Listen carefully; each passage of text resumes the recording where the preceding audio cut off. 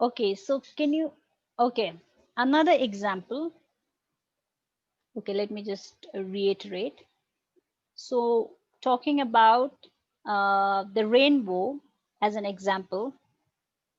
Okay, so if this small child wants to go to the rainbow, ask you to take her closer to the rainbow, she wants to touch the rainbow, none of us would do that, because if we do that, if we take the child, then uh, either we don't know how a rainbow is formed, or we are also a small kid like this little girl, right? So for wiser people, for people who have understood how a rainbow appears, for us, what is happening is there's only subjective, the rainbow is only existing subjectively. Subjective versus objective. Do you all agree? Yes? Are you all with me? Because this concept is really important. Okay, so today, anyways, we were going to start Madhyamika school and rainbow and, okay, let me give another example. Okay, have you all seen a mirage? Yes. Yes, Okay, is there anyone who doesn't know what a mirage is or never seen a mirage? Because rainbow and mirage, these are very important, very practical examples to understand subjectivity, especially the Madhyamika concept. Okay, is there anyone who hasn't? Have you all seen a mirage? Yes. ah, Yes. yes. Okay, what about the rest? I have heard of it, but haven't seen it myself. Okay, but you know what exactly a mirage is? Yes, ma'am. Okay. Okay, is there anyone else who has never seen a mirage? Okay, rest of you've seen. All right, so what happens is when you see a mirage, you always see a mirage from a distance. That is one thing you need to keep in mind. There's always a distance, just like you only see a rainbow from a distance. So there's a gap between the object and the perceiver, right? So, and what happens is, okay, you think that there's water. Okay, so mirages basically you find in the deserts or even in Ladakh. We see while we are driving, we do see some water, like water like, not exactly water. We feel like there's water there, but when you're driving closer, it disappears. So mirages, okay, especially in huge deserts, when a traveler on the desert is really thirsty, sometimes you see water body from a very long distance. And then the person, if the person is not aware of what a mirage is, this person will really make an effort to go closer to that spot where the person saw the water body. But upon going closer and closer, you will not find it, because a mirage is just more like an illusion, right? It's not really there. In the same way, the Madhyamika philosophy, they say that there is appearance. Appearance is there. So mirage and rainbow, they are just appearances, right? There's no objective existence. Okay, now we have to make a distinction between appearance and reality. This is a very important concept.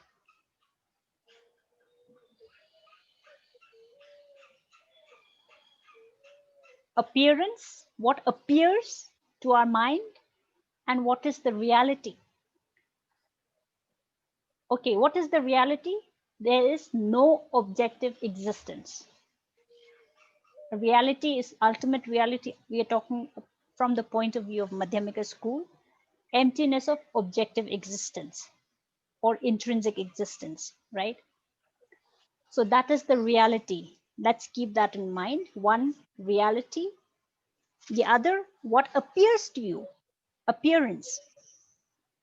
So whenever there's a discrepancy, whenever there's a gap between what appears, between the appearance and reality, that is when we suffer. Suffering comes about, suffering arises because there's a gap between appearance and reality. This is a very important concept. Okay, so what appears to you, okay, let's say the rainbow or the mirage. And the other thing is what appears and how your mind apprehends. There are two things. Okay, so these are very important concepts.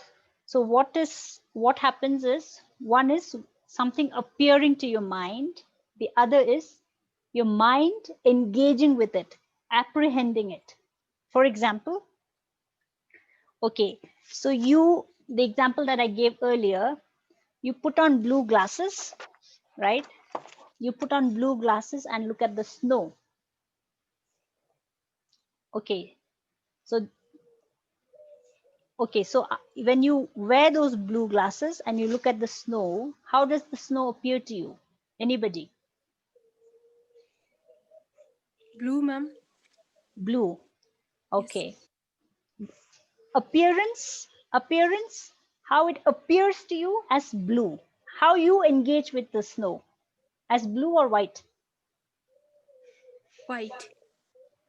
White. Okay. Yes.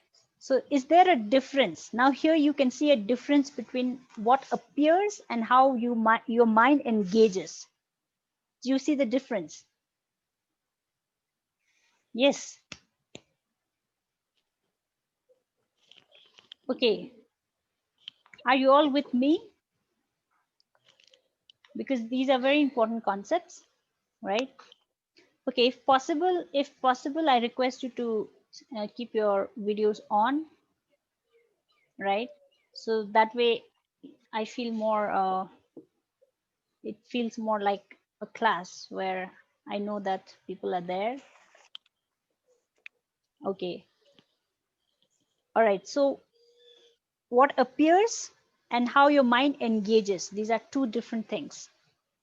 Okay. Now, the other important thing that I mentioned is when there's a gap, when there's a discrepancy, when there's a fault, problem between what appears and what the reality is, then we suffer.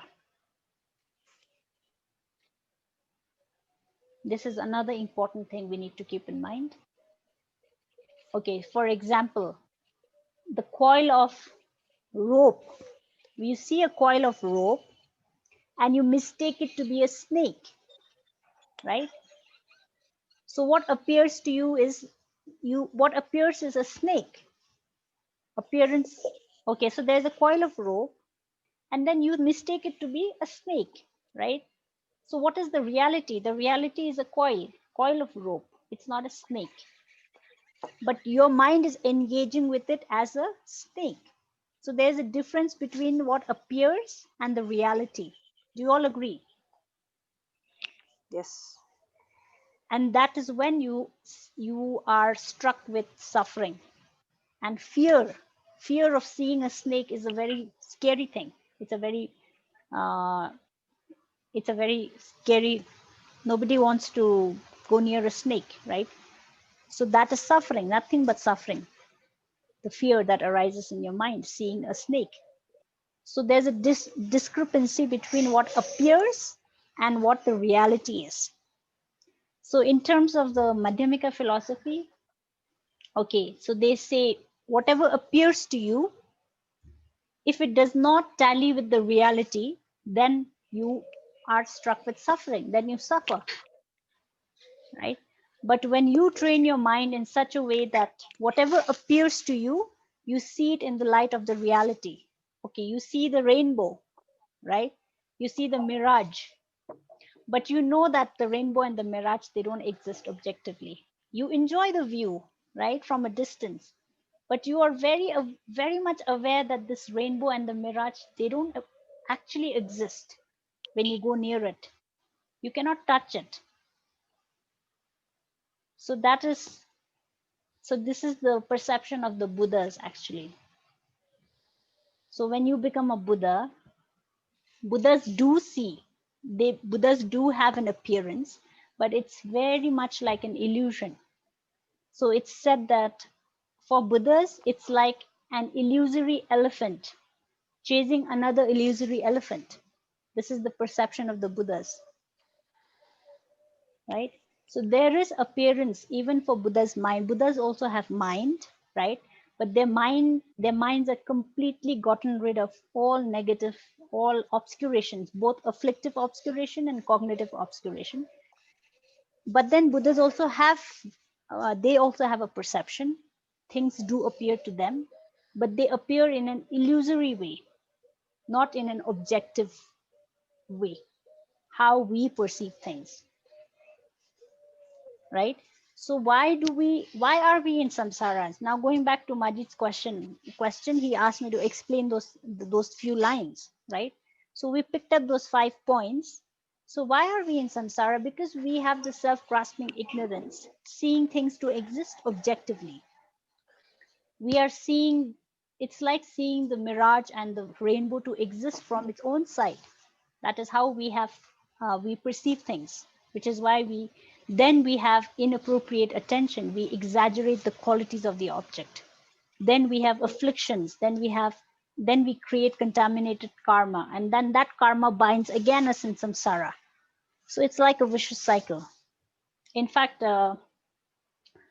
in Madhyamika Avatara, Acharya Chandrakirti, he gives the analogy of,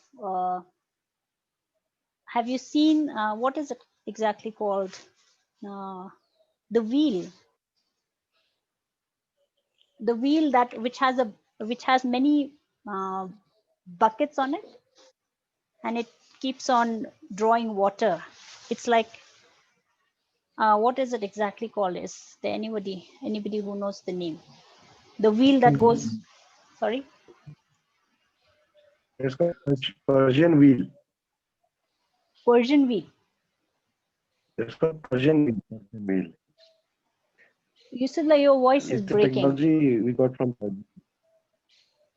Okay, it's a technology we It's acquired called, from Persia. that's why we say Persian wheel, because it's used in ancient times for irrigation purposes. Sorry, your voice is breaking. I'm sorry, not able to get it. The signal is not here, You can type it also. because we got it from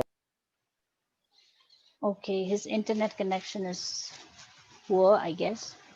Okay, so what I heard is it's called a Persian wheel, right? Okay, so so this Persian wheel, what does it do? I think it's helped, we use this for irrigation, Yes, ma'am. For right? irrigation. So what does it do? It takes out the water, and then it keeps on taking out water. Like it's a vicious, it goes on and on, right? So it's compared to that. So we are also in that wheel continuously. We are kind of, there's no end. The only way to end is by realizing the wisdom of emptiness, because the wisdom of emptiness is what can combat the self-grasping ignorance. So the last line, which says elaborations cease by or into emptiness. So only by emptiness, only by realizing emptiness of wisdom of emptiness, which is emptiness of objective existence or independent existence, this ignorance, self-grasping ignorance, can come to an end, and then we can come out of this cycle, a vicious cycle. Okay, so that was actually this was a very this was supposed to be shared. In fact, I remember I did share this in one of the previous classes, but it's a very important thing, which I request you all can share it with your friends, because this is not just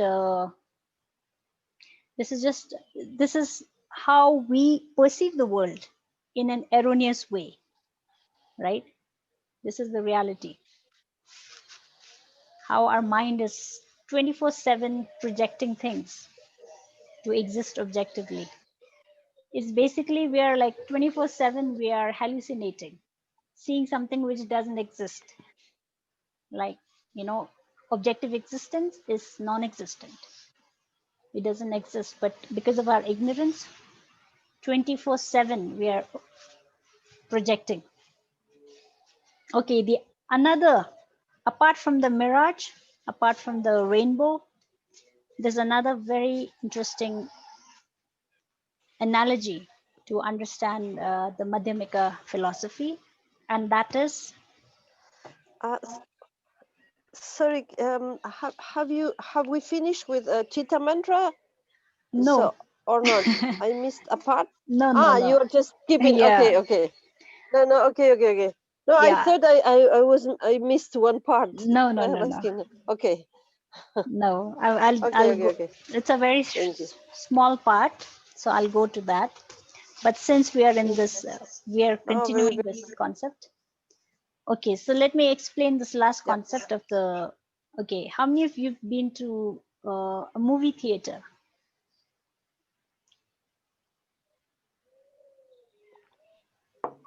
All, probably all. Okay, Yes. Sangamitra ji said all, and then she said probably all. Okay, who hasn't been to a movie theater? Who's never been to a movie theater?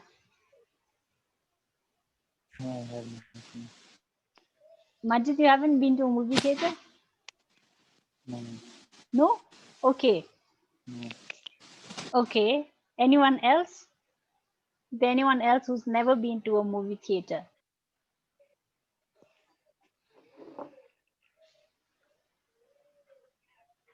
Okay, most of you have been.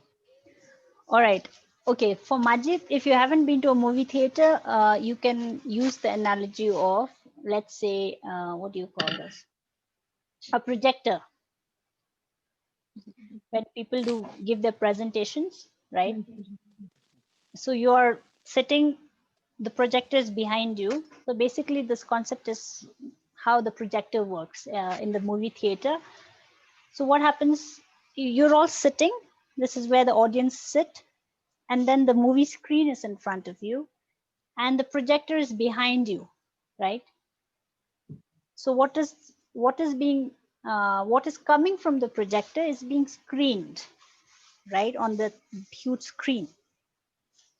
So when you watch the movie, you are completely absorbed by the movie, and you feel that the movie is happening in front of you, right? Whereas the reality is it's coming from the projector, right? So, okay, so what is happening is our projector is like our mind. Our mind is like the projector, which is projecting onto the screen. So this screen is what appears to us, right? Okay, now let's say, do you all have a notebook in front of you? Okay, why don't you just take your notebook and look at it? Let's do that.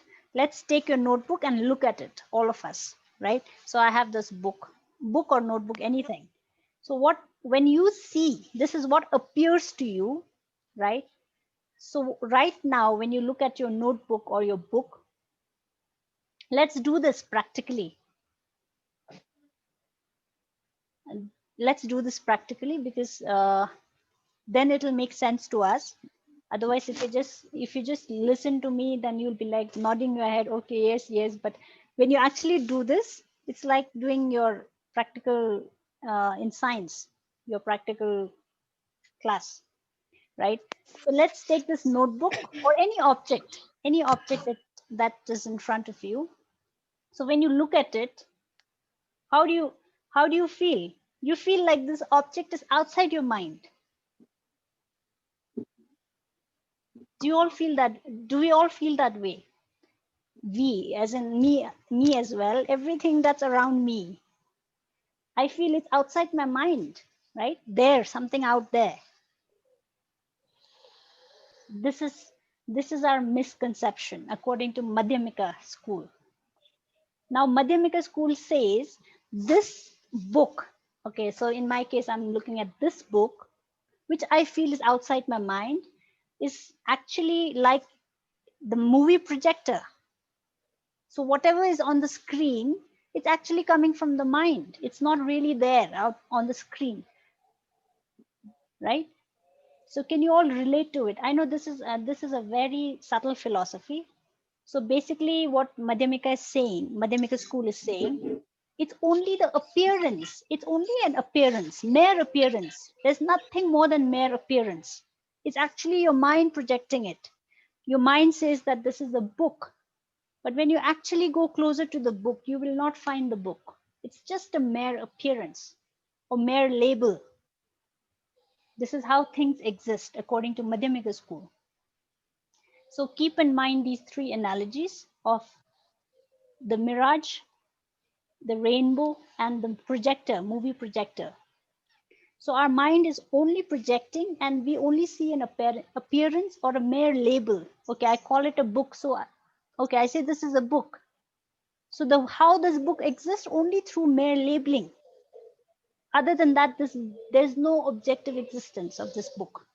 There's only an appearance. It's illusion-like, according to Madhyamika school. All right, so Because what helps me a lot is just to look at the book mhm. and think there are just a bunch of atoms, for example. Okay, That's why it disappeared when I go near. all right. But So, you found something. You found a bunch of no, atoms. no, atoms and space, Okay, and both that's composite space. composite space. For me, that helps a lot, just to keep this idea that is nothing there, because if not, it's not so easy.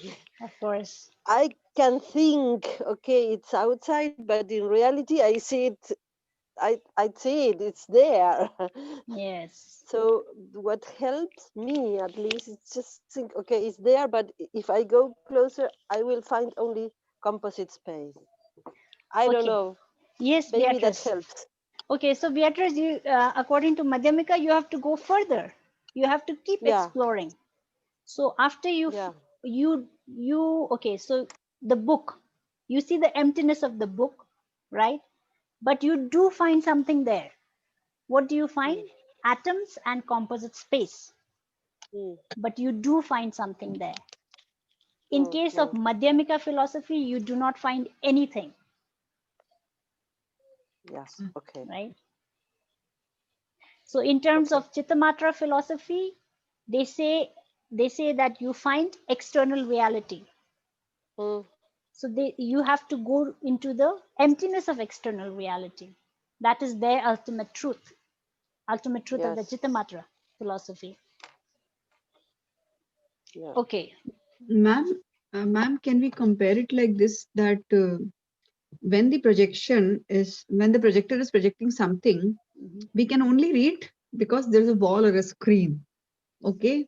And when we come, suppose, I'm sitting with the projector and I'm projecting where you are sitting. So behind you is the wall. Wherever you are sitting, the digits, the numbers will disappear. So whatever we are seeing is because of the curtain or because of the wall. So this is what our understanding is, because we believe it is seen. The minute there is an obstruction in between, it goes away. So does it find Okay, at it's not always okay. It's not always a wall. Okay, so you mean to say there is something.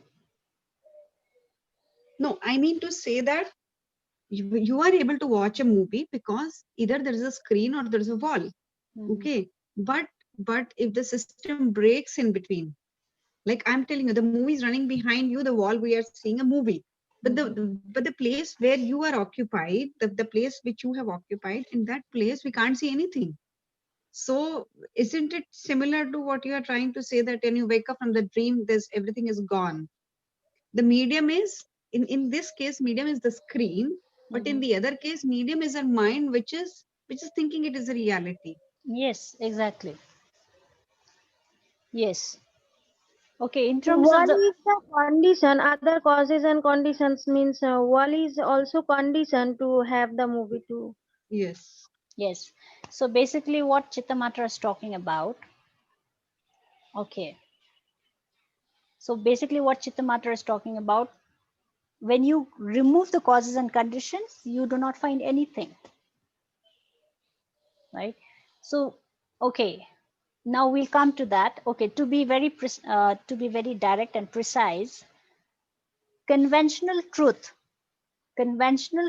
according to Madhyamika philosophy, is dependent origination.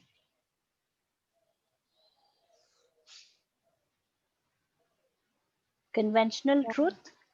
Okay, now when we talked about the generic understanding of conventional truth and ultimate truth, do you all remember what I shared with you? So ultimate truth is a very stable truth, something which is very stable. Conventional truth is reliable, but not very stable, right? So in that context, Keeper sense. yes. So in that context, conventional truth according to Madhyamika is dependent origination. Things do exist, but they exist through dependent origination. And ultimate truth according to Madhyamika is emptiness of objective existence or independent existence. There's nothing out there when you go in search of it. Like Beatrice said, I saw the emptiness of the book, but I found the atoms and the composite space, right? But in terms of Madhyamika philosophy, you do not find anything. There's nothing from the object side. It's like going closer to the rainbow, and you do not find the rainbow. You don't find anything. Yeah. It's like going closer to the mirage and not finding anything. So that is the philosophy. Okay. Okay, so I think it's almost 7 minutes to 4. Okay, now let's go back to Chittamatra and finish the last part, assertion on the result.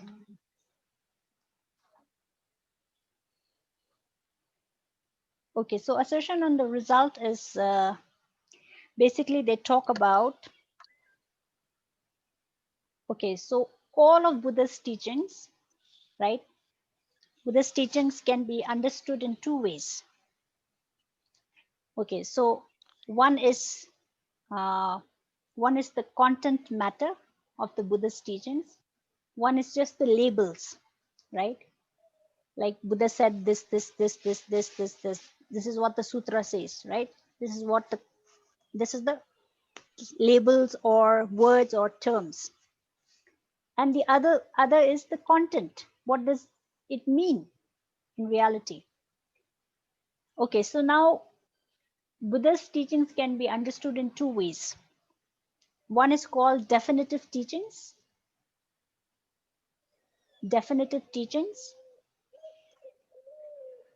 and the other is called interpretable or provisional teachings. Interpretable or provisional teachings.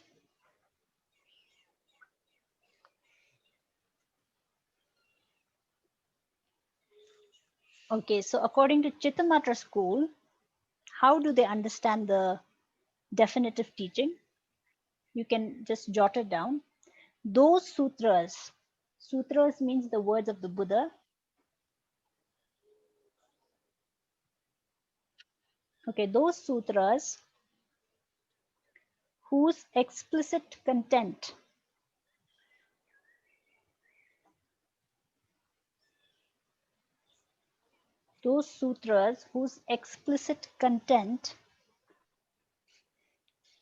can be accepted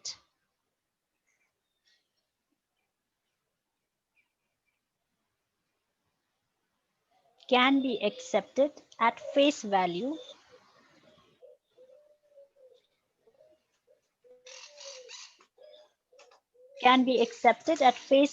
are definitive teachings.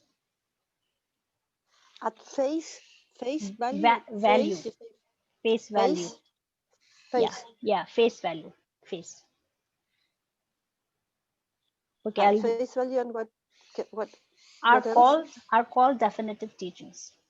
Okay, I'll repeat.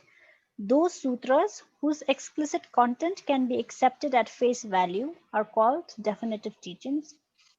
So this is very specific to Chittamatra school. So this is how Chittamatra understands definitive teachings. So Swatantrika Madhyamika and Prasangika Madhyamika, they have their own ways of understanding definitive and interpretable teachings of the Buddha. Okay, now you can jot down the definition for the interpretable or provisional teachings according to Chittamatra school. Sutras whose explicit content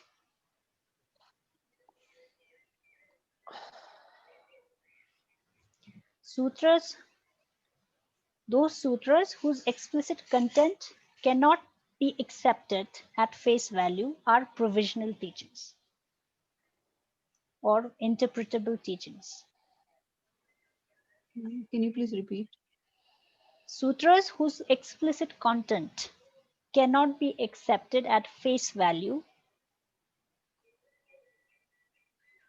are interpretable teachings. Sutras whose explicit content cannot be accepted at face value are interpretable or provisional teachings.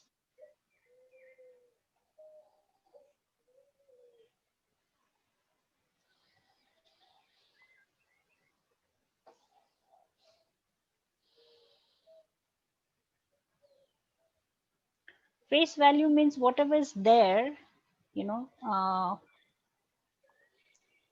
Okay, so whatever you read, the explicit content. Okay, so Chittamatrans, okay, so this is another important point you can jot down. Chittamatrans, they accept, okay, the first two wheels, the first two turning of the wheel of Dharma, they are indicated as provisional teachings according to Chittamatra school. The first turning of the wheel of Dharma where Buddha taught the Four Noble Truths, and the second turning of the wheel of Dharma where Buddha taught the Heart Sutra, the emptiness.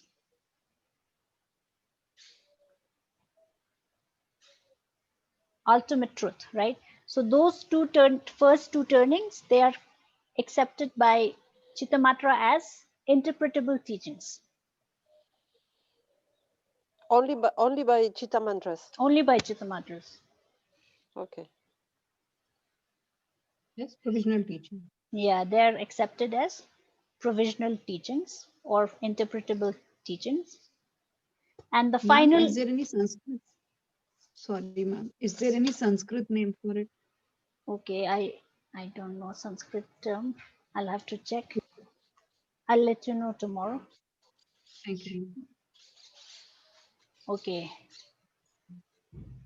And the third turning of the wheel of Dharma, where Buddha gave answer to the 10 bodhisattvas.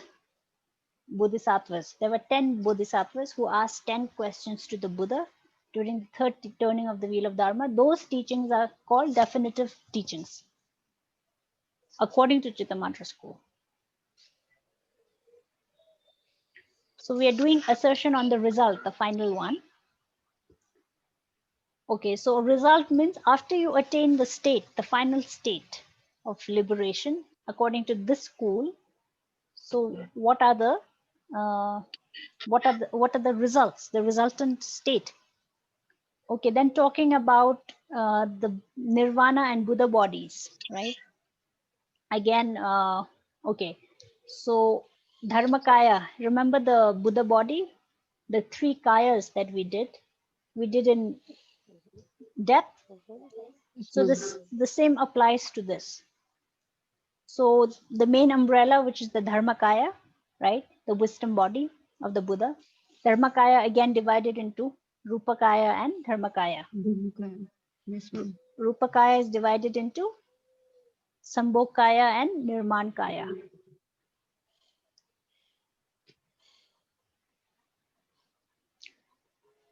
Okay, and Dharmakaya is again divided into natural Dharmakaya and wisdom Dharmakaya, right?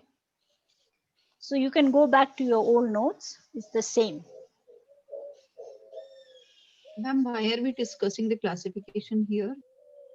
So this is, okay, so after, this is assertion on the result. Remember Right. the basis, path and result. Path, Mhm. path we undertook. Person, Mhm. objects of the path, then objects to be abandoned by the path, and then the nature of path. So after you go through this path, the mental journey, you again, okay, so you finally attain the final state, the resultant state, the result. So after, according to Chittamatra, after one becomes a Buddha or an Arhat, what are the results? So these are the results, the Buddha bodies. Thank you. Okay, so we have finished Chittamatra school on a very cursory level. Let me add that word. In future, if you come across anybody and you say that, okay, I have studied Chittamatra. I have studied Chittamatra school. Please do not say that. Of course, you have just touched the Chittamatra philosophy. There's a lot to it. There's a lot to it. Okay, I think, okay, just give me a moment.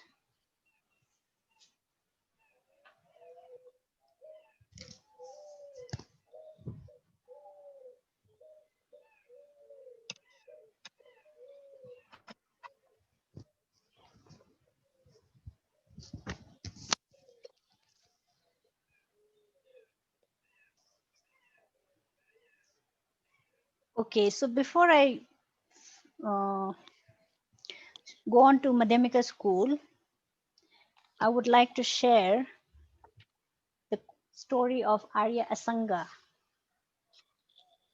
Arya Asanga is believed to be the trailblazer of Chittamatra philosophy, right?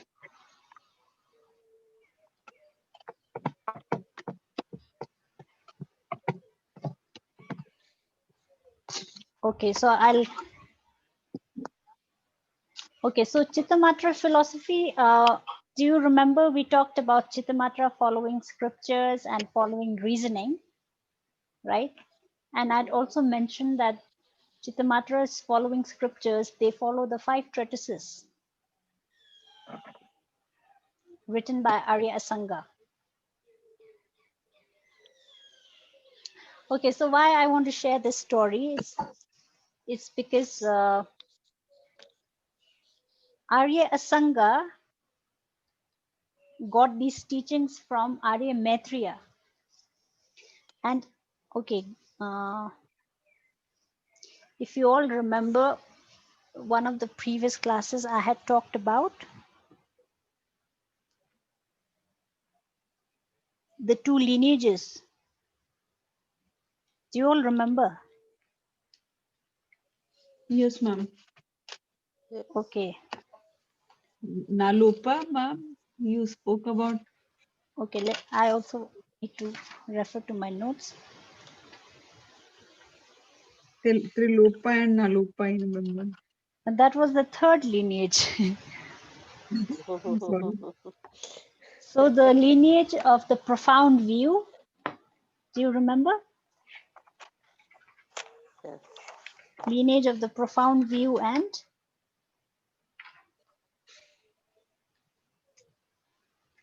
when we did the topic Bodhicit, lineage of far-reaching deeds and lineage of the profound view, right? So, okay, going back to the notes, if you remember, we did this class on bodhicit. What is bodhicit? And there are two methods, right, of practicing bodhicit. So bodhicit is the mind wishing to become a Buddha to benefit all sentient beings. So I had shared about the two methods, sevenfold cause effect method and equalizing and exchanging self for others, self and others, these two methods, right? So I shared that sevenfold cause effect method came from, of course, both the methods were taught by Buddha Shakyamuni. Sevenfold cause effect method was taught to Arya Maitreya by Buddha Shakyamuni. Arya Maitreya passed it down to Arya Asanga. So this lineage is called the lineage of far-reaching deeds, right? And the other method, equalizing and exchanging of self and others, this method also taught by Buddha Shakyamuni, but it was passed down to Arya Manjushri. Arya Manjushri passed it down to Arya Nagarjuna. And this lineage is called the profound view lineage, right? So in terms of the lineage of far-reaching deeds, Chittamatra philosophy was also passed down to by Arya Maitreya. It was taught to Arya Asanga. Okay, now I'll share a very beautiful story of Arya Asanga. Okay, Arya Asanga and Arya Maitreya, both are Aryas. These are just terms, but in reality, Arya Maitreya is believed to be a Sambhogakaya, right? In the sutra tradition, Arya Maitreya is believed to be a bodhisattva or a form of Sambhogakaya, but in the Tantra, he's already believed to be a Buddha, right? Okay, so these not so important. What is important is Arya Asanga, who is one of the great Nalanda scholars. Arya Asanga was doing all his rigorous studies and reflection and meditation. So what happened is, one time he was in his cave, meditating, right? And he wanted to have the vision of Arya Maitreya, right? So Arya Maitreya, to have the vision of Arya Maitreya means, okay, so only when you purify your mental defilements, you can have access to the Sambhogakaya. Because Sambhogakayas are not, they are not accessible to the ordinary beings, right? Only to the Aryas.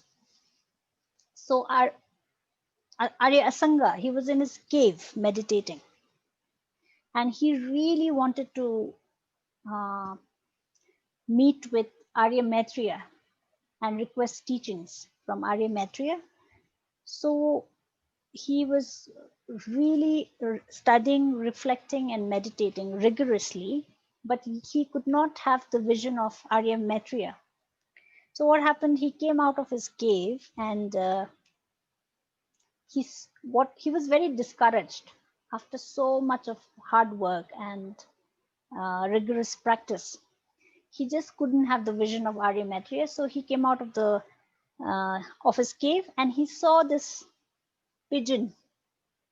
There was this pigeon that would come and rub his wings on the cave, and because of that, the cave there was some kind of what do you call the smoothness.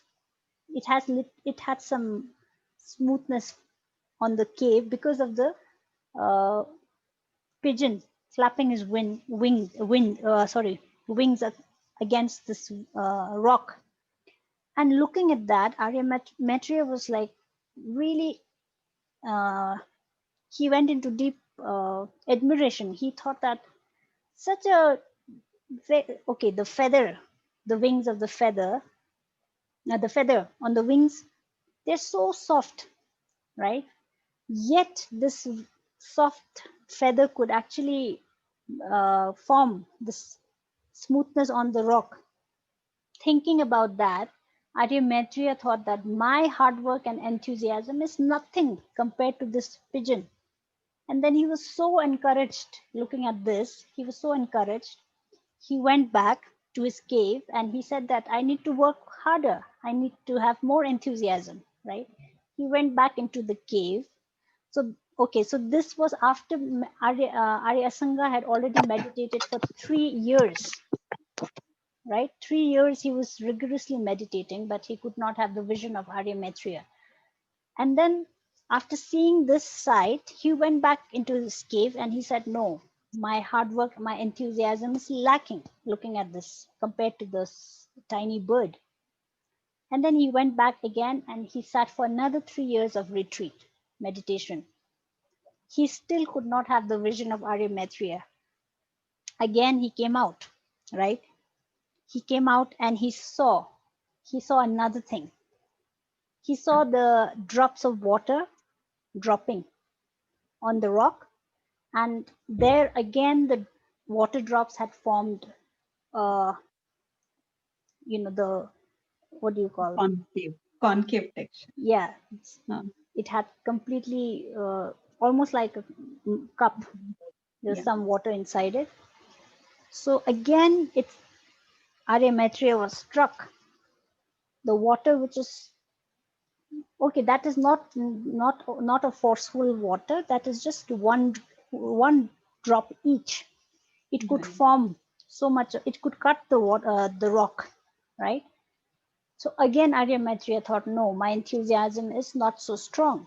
I need to have more enthusiasm and hard work. He went back again into the cave and he again meditated for 3 years. Now, how many years? 9 years already. Still did not have the vision of Arya Maitreya. Arya Sangha. He went back again into the cave. Another 3 years of retreat. Then he came out again. So what happened? After 3 years, no vision again. Then finally he saw this old blind man. What he was making needles, right? He was more like a destitute. He did not have any food. So to earn his living, he was making needles. So how was he making the needles? These very rough iron, right? This iron, small pieces. He was rubbing it with cotton to make it smooth. That was his perseverance, so much dedication. So he was making needles with that cotton. And again, Arya Maitreya, looking at the old man, said that, look at his perseverance. Again, he went back into the cave. Again, 3 years of retreat, meditation. And then he came out, no vision. Now, total of what? 12 years. 12 years he meditated like that, Arya Sangha, just to have the vision of Arya Maitreya. And then finally, when he came out and he still did not have the vision of Arya Maitreya, he was very disheartened, right? And then it said that outside his cave, he saw this very sick dog. This dog was almost dying, right? So this dog had maggots all over the body. The maggots were eating it up. So Arya Sangha went closer to the dog. And then obviously Arya Sangha is a bodhisattva, right? He would not kill, because to save the dog, if he kills those hundreds of maggots, he wouldn't do that. Because if he uses something sharp or to remove the maggots, then some of the maggots would die. So Arya Sangha he was just thinking how to help this dog. So what he did was, with his tongue, right? With his tongue, because so they are okay. Arya Sangha was already meditating on emptiness, right? For us, we feel, oh, it's those maggots in the mouth. But for Arya Sangha, he already has this. he's already on a very high level of practice. So for them, they see the emptiness of the maggots. So this afflictions, they don't arise, right? So with his tongue, he goes nearer to clean the maggots from the dog's body, right? To help the dog. And then when he closed his eyes, he went near the body, near this dog. What happened is he could, since he had his eyes closed, he smelt something very fragrant when he went closer. And then he was astonished because how come, the maggots, they smell really bad. Have you ever seen a dog with maggots? I'm sure Nozamla has seen because Nozamla loves dogs. I'm sure she helped a lot of them. Okay, so I too had this experience. So one time we took this dog who was full of maggots. We took him to the vet.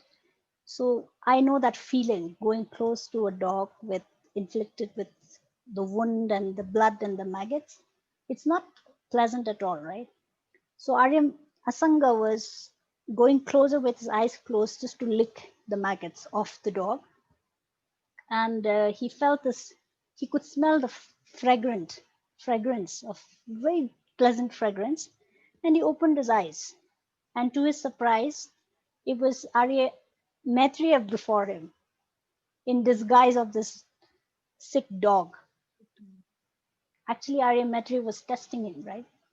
So Arya Maitreya appeared before him, and it's said that Arya Sangha was like a small child complaining to Arya Maitreya, I've been wanting to have your vision for the last 12 years. How come you appeared this way? Like, so he was overjoyed, basically, extremely overjoyed, just like seeing your own mother. So, and then basically, okay, so Arya Maitreya told Arya Sangha that I was always there.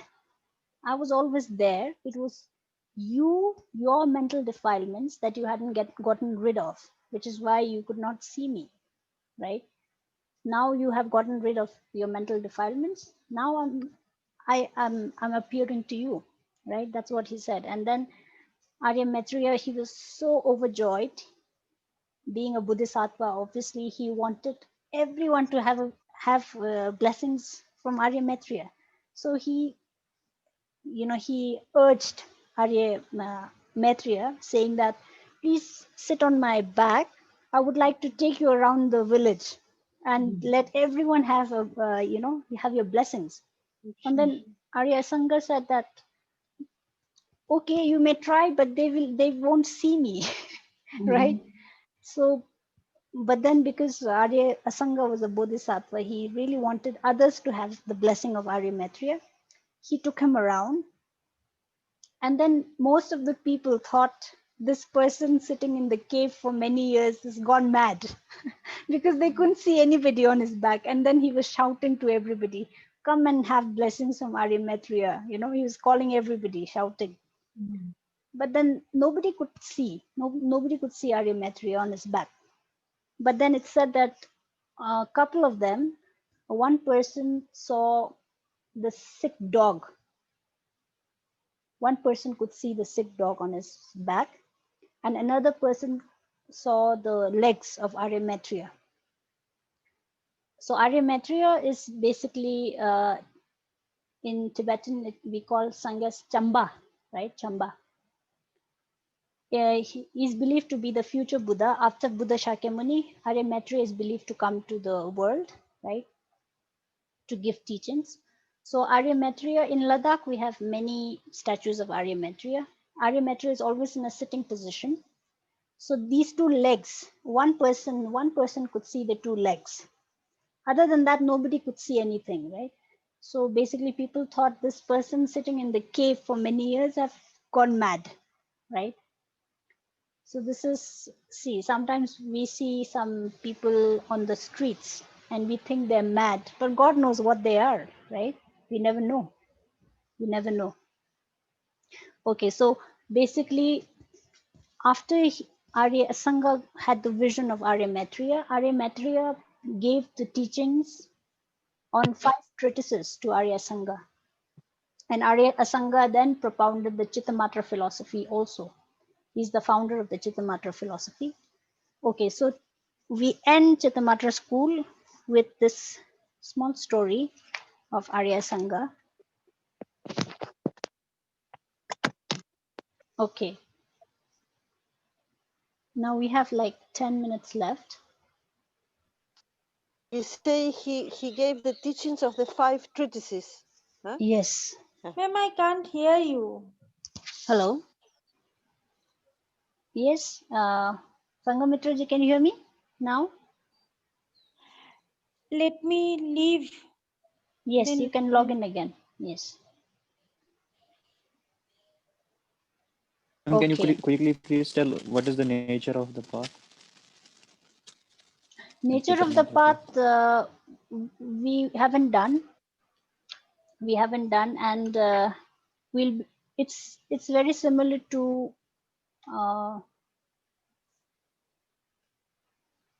It's similar to the Madhyamika school. We'll do it later. Okay. Excuse me, ma'am. Ma'am, what did you say? Teachings of 5 critics? Treatises. Okay, treatises. Treatises. Treatises in Sanskrit means it's called Shastras. Mhm. Shastras. So sutras are the words of the Buddha, Buddha's own words, sutras. Yes, ma'am. Shastras are commentaries. Okay, then I think Pramana Vartika also. Pramana Vartika is written by Acharya Dharmakirti. Pramana Vartika has 4 chapters. And the third chapter is on Chittamatra philosophy. Acharya Dharmakirti's text, Pramana Vartika, has 4 chapters. Third chapter is on Chittamatra philosophy. Second chapter is on the mind-body relationship, whether the mind and the body are they one or different. Pramana Siddhi, chapter 2. Chapter 3 is on Chittamatra philosophy.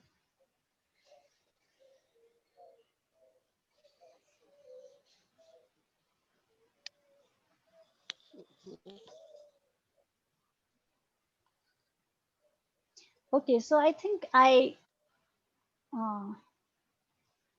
the broad picture of Prasangika view I shared with you following Majid's question, right? So I went on and on and on. So the mirage, the rainbow, and the projector in the movie theater. So these are ways to understand the Madhyamika philosophy.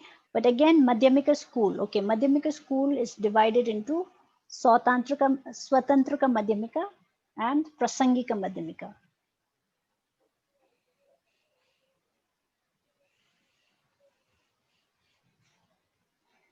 Okay,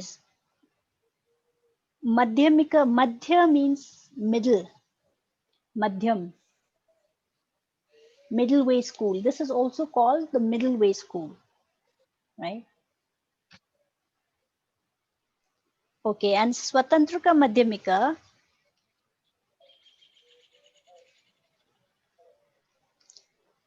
Swatantrika Madhyamika is also called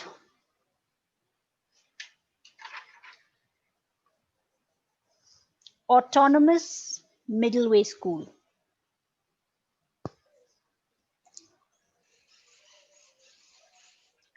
And Prasangika Madhyamika is called consequentialist middle way school.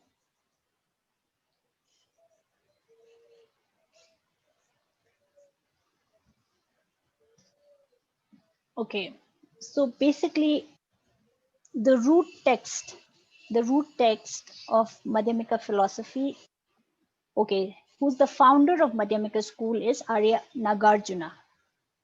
Arya Nagarjuna is the propounder or the founder of the school, Madhyamika school.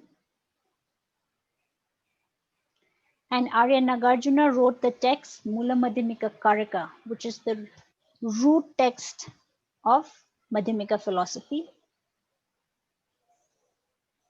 Say the name again of the book. Mula Madhyamika Karika.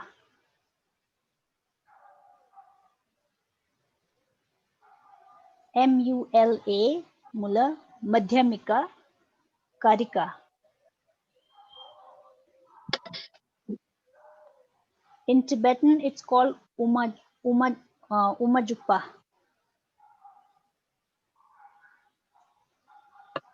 Uma means middle way.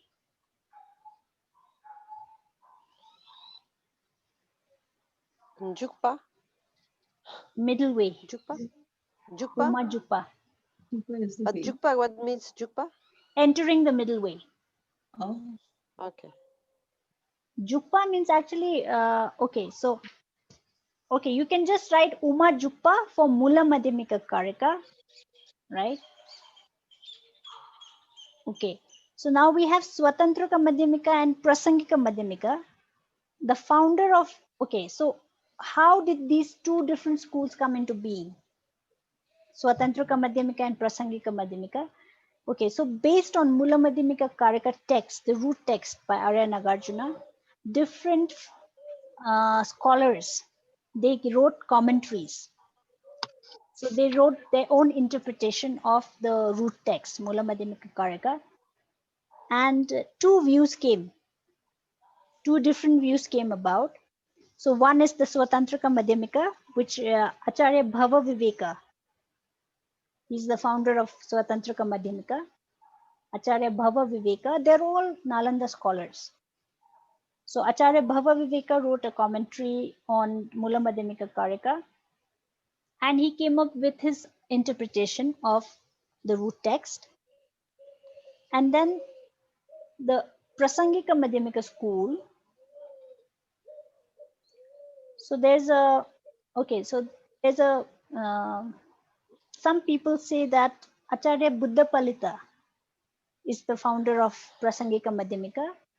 And some scholars, some people say that it's Acharya Chandrakirti who's the founder of Prasangika view. So they have all written commentaries on the root text, which is Mula Madhyamika Karika of Arya Nagarjuna.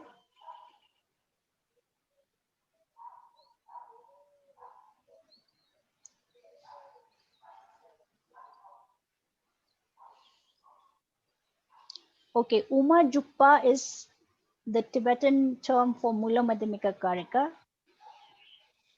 In English, it's called the fundamental wisdom of the middle way. Mula Madhyamika Karika is called fundamental wisdom of the middle way by Arya Nagarjuna. This text is available in English, but this text, I remember my teacher, Venerable Geshe Damdas, say it many times.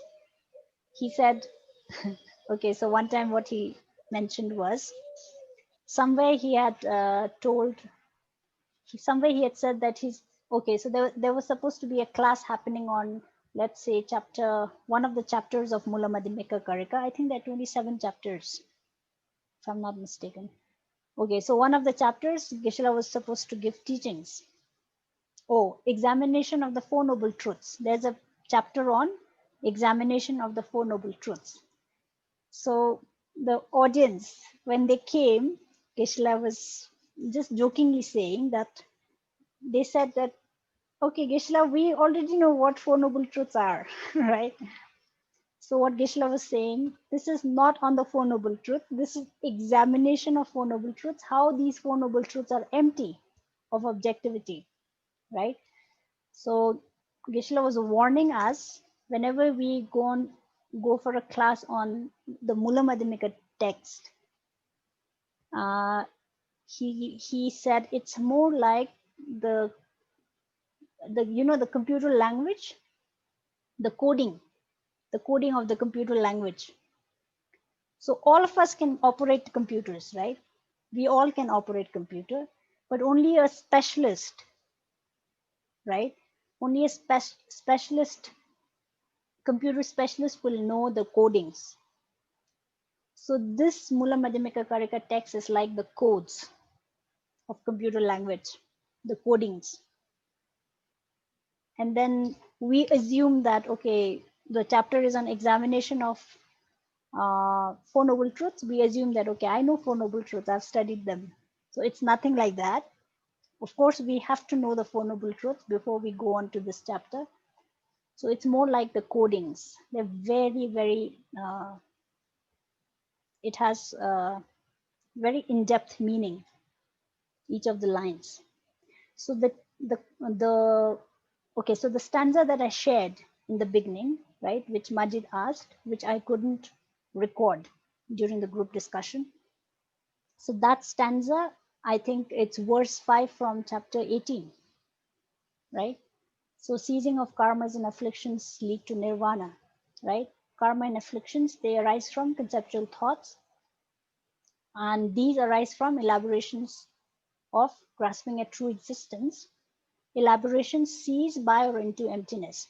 So this stanza is also from Mula Madhyamika Karika, right?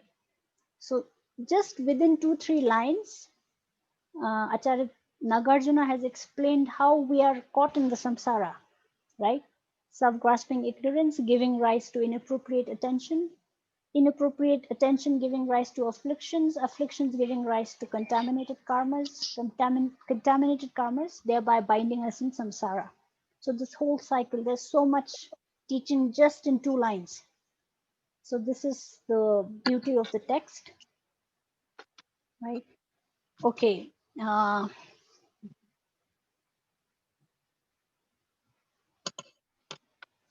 Okay, I think we'll stop here today. Any questions?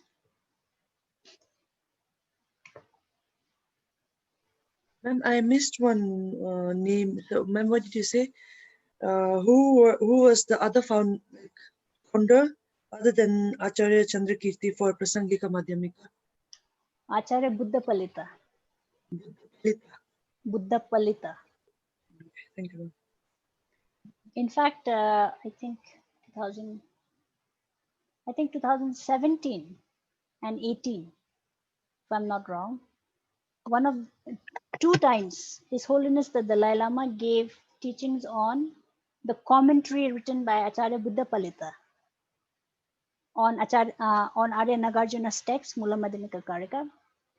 Actually, in the Buddhist, in the Tibetan monastic institutions, when they do the rigorous studies, they do all these texts by Acharya Chandrakirti, by Acharya Buddha Palita. But during the teachings, I remember His Holiness said that the due credit and recognition, given to Acharya Buddha Palita, actually Acharya Buddha Palita also was his text is also very, I would say, important. But then most of the institutions, they focus more on Acharya Chandrakirti's text, Madhyamika Avatara. Acharya Chandrakirti's text is called Madhyamika Avatara, entering into the middle way. It's in Tibetan, it's called Umala Jukpa. Instead of Uma Jukpa, you just have to put La in between, Umala Jukpa. That becomes entering into the middle way, entering the middle way, or entering into the middle way by Acharya Chandrakirti. So that text is widely studied, and His Holiness, I remember he mentioned that Acharya Buddha Palita's text was not so widely studied, though it is one of the very important texts. So His Holiness gave teachings, I think 2017, 18 or 18, 19. You can check. I think all the teachings are there on the website. So it was more like an oral transmission, I guess. Ma'am, the name of the text, Buddha Palita? Okay, that I have to check Buddha Palita's text. So, okay, so I'll find the name and I'll share with you tomorrow. The text of Chandrakirti is in Sanskrit is Madhyamika Avatara. Madhyamika Avatara. Yeah. Thank you.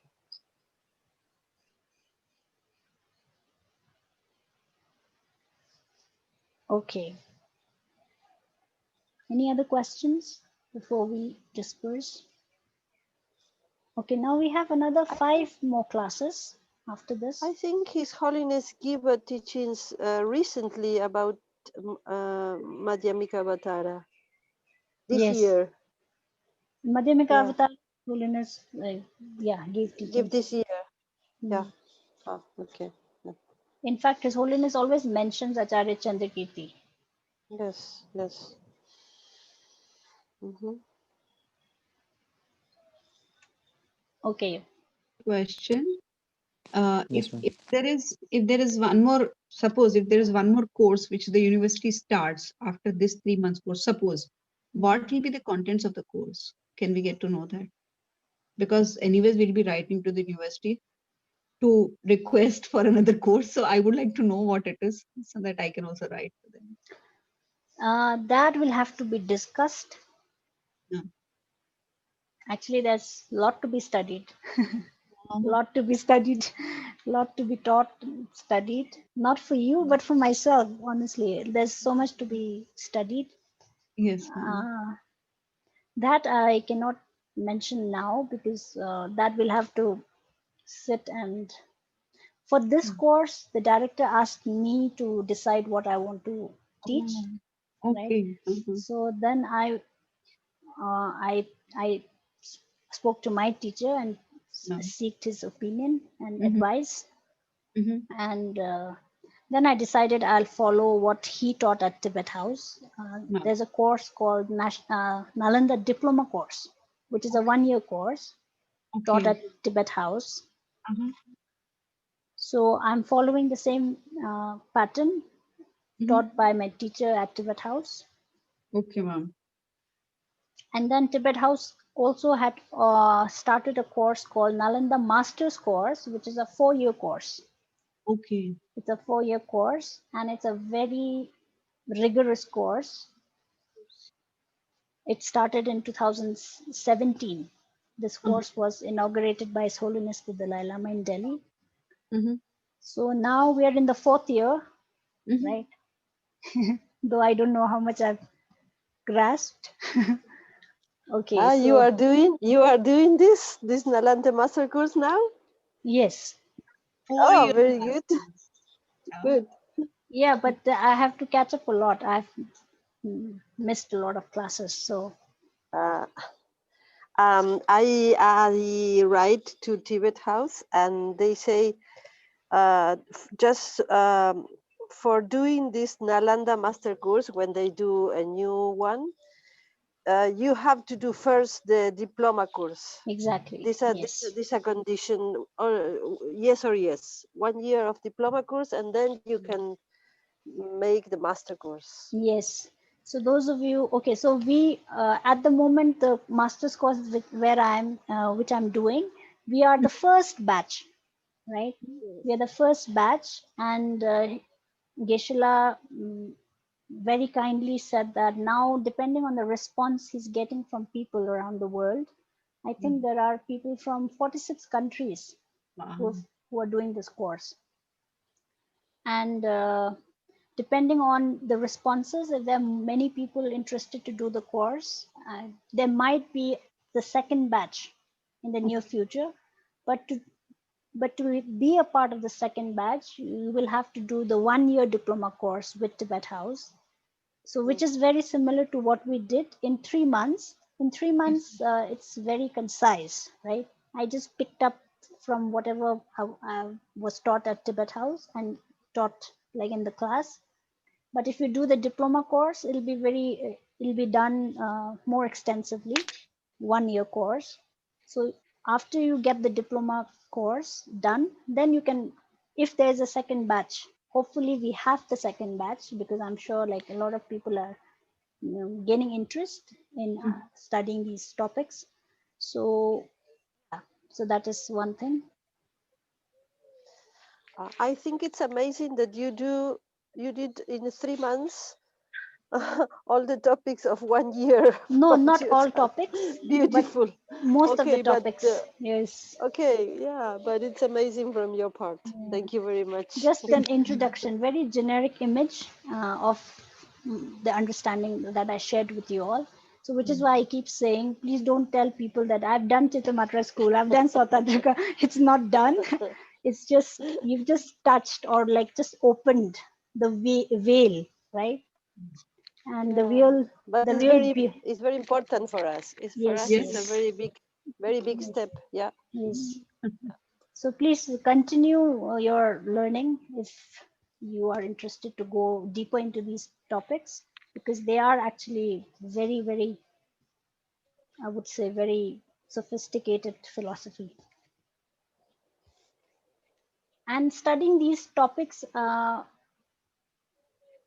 my personal experience, your perception of the world changes. And not just okay, so for me, Buddhist philosophy is my subject at the university. So it's, for me, it's more like a professional subject. But of course, for my own growth, spiritual growth, I do feel it's very much useful. But apart from that, if you're others who are just seeking intellectual quest, knowledge, right? So anybody can study these. And after studying these philosophies, what happens is your understanding of every field, it just changes. It's just, that is what happens to me, right? So when I see another, let's say I see uh, there are different sociology or environmental studies or different disciplines. So you can apply whatever we are studying to every discipline. So many of my friends actually from JNU, Delhi, some of them, they come for these classes at Tibet House, and then suddenly they get so excited. They tell me that, oh, Nilza, you're so lucky, you're doing this as your subject, because for them, they have to study their own subject and then this subject plus added.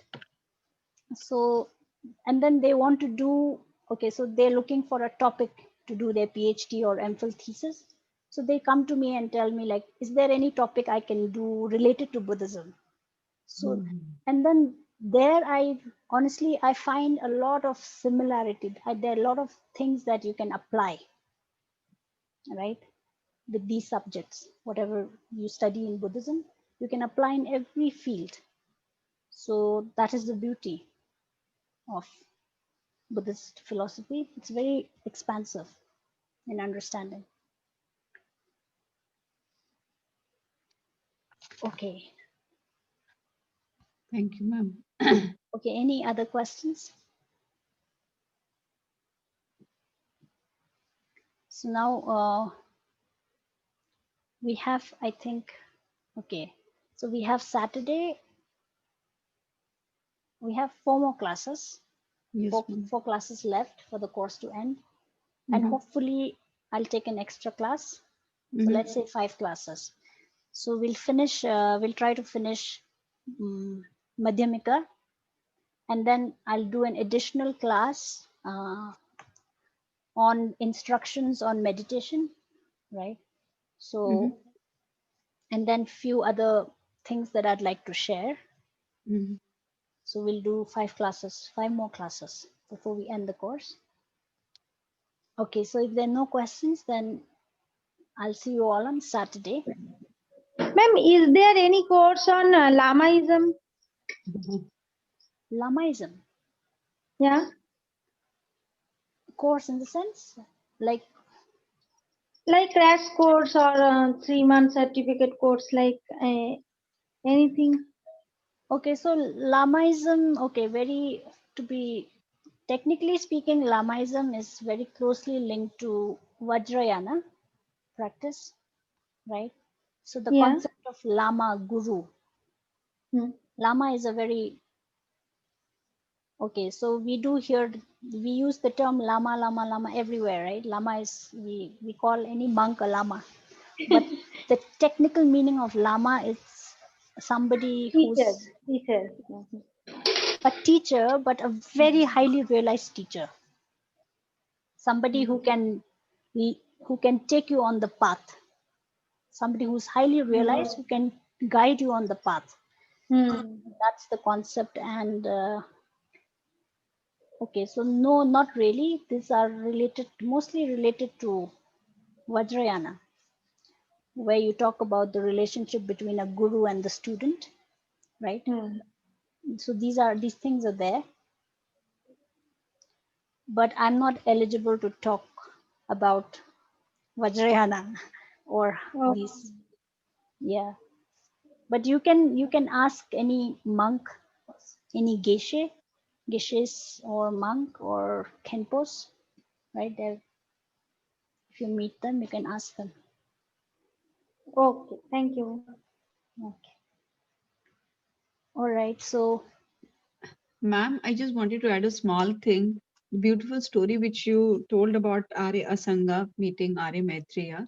In Hindi also we have a small couplet which says, Karat karat abhyas ke jadmati hot sajan, rassi avat jaatte sil par padat nishan. It means that when you are standing next to the well and you see that people are pulling water out with the help of a rope, even that rope can give scratch marks on the stone.